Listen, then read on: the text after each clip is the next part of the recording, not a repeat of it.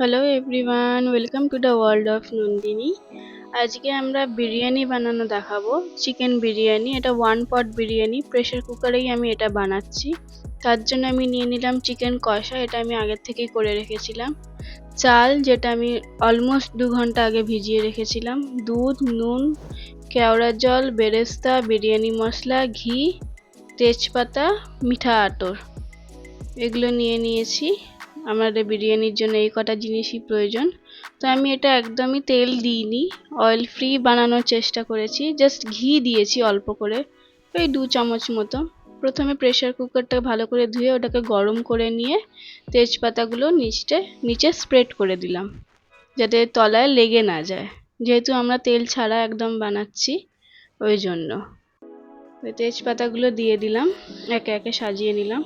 এরপর এই চিকেন কষাটা, যেটা আমি করে রেখেছিলাম আগের থেকে, চিকেনেই যেহেতু তেল আছে বলে আমি আর আলাদা করে তেল দিইনি।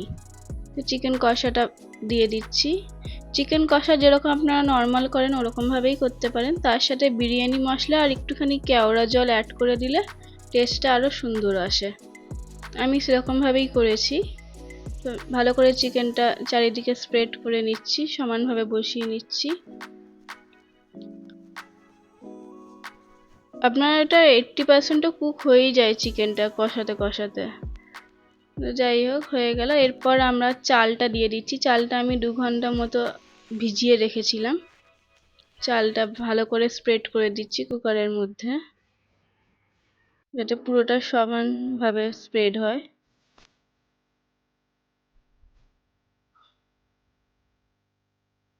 চাল দেওয়া কমপ্লিট। এবার একে একে মশলা দিয়ে দেবো। নুন দিয়ে দিচ্ছি। নুনটা আপনারা নিজেদের টেস্ট অনুযায়ী দিতে পারেন।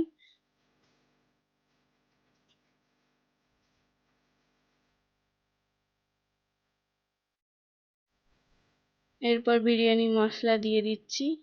আমি সানরাইজের বিরিয়ানি মশলা নিয়েছি, এটা আমি হাফ প্যাকেট দিয়ে দিয়েছি। আপনারা কম বেশি করতে পারেন মশলা।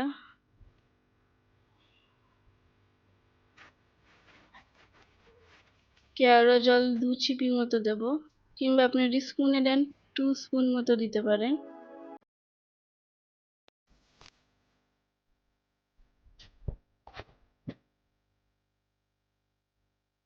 দুধ দিয়ে দিচ্ছি অল্প করে, ওই হাফ কাপের মতো দুধ দিতে পারেন, দুধের টেস্টটাও ভালো আসে।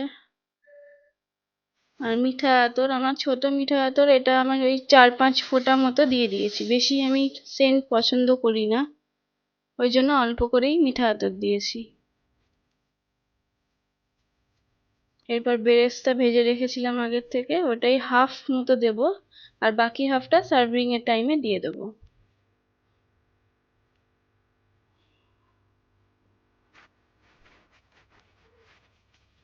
ঘি দিয়ে দেব। ঘি ওই আন্দাজ মতো 2-3 চামচ মতো ঘি দিয়ে দেবেন, আমি আন্দাজ করে ঘি দিয়েছি। আর যেহেতু আমরা কোনো তেল ইউজ করবো না, এইটুকুই ঘি দিয়েই বিরিয়ানিটা হবে। আর এটা বাটি ধোয়া জলটা দিয়ে দিলাম। জল দিতে হবে ওই আপনার 1 কাপ মতো জল দিতে হবে, দিয়ে ভালো করে মশলাটা নাড়িয়ে নিতে হবে। 1 কাপ মতো জল এনাফ। যেহেতু আমরা চালটা 2 ঘন্টা ভিজিয়েই রেখেছি, ওখানে আপনার 10% মতো হয়েই যায়।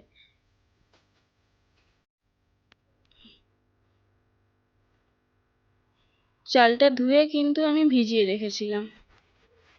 এই 2টা সিটি দেওয়া অবধি ওয়েট করব। ছোট গ্যাসের হাই ফ্লেমে 2খানা সিটি আমি দিয়েছি। আপনারা চাইলেন দুটো, আপনারা যদি মনে করেন একটু কম টাইমের জন্য চালটা ভিজিয়ে রেখেছেন, তো আপনারা 3টে সিটিও দিতে পারেন, কিন্তু হাই ফ্লেমে, ছোট গ্যাসে হাই ফ্লেমে। তো আমাদের প্রেসার বেরিয়ে গেছে প্রেসার কুকার থেকে। এবার এই দেখুন আমাদের বিরিয়ানিটা কত বড় বড় হয়ে গেছে চালগুলো। এবার আমরা এটাকে ঢেলে নেব। ঝরঝরে বিরিয়ানি আমাদের রেডি।